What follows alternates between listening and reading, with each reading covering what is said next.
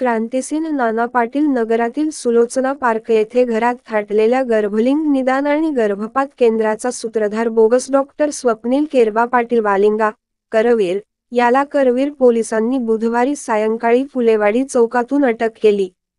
अटकेतील तिन्ही संशयितांनी गेली 1.5 वर्षापासून अवैध गर्भलिंग निदान केंद्र चालवल्याची माहिती पोलिसांच्या चौकशीत समोर आली.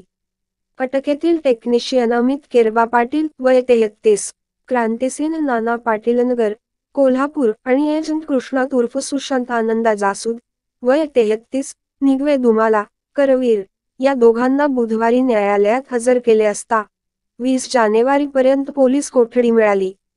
तपास अधिकारी पोलीस उपनिरीक्षक युनुस इनामदार यांनी दिलेल्या माहितीनुसार, बोगस डॉक्टर स्वप्नील पाटील हा गेली 1.5 वर्षापासून क्रांतिसिन नाना पाटील नगर येथील अमित डोंगरे याच्या घरात गर्भलिंग निदान आणि गर्भपाताचे रॅकेट चालवत होता. बुधवारी सायंकाळी गावाकडे बालिंगा येथे जाण्यासाठी तो फुलेवाडी चौकात येणार असल्याची माहिती पोलिसांना मिळाली होती.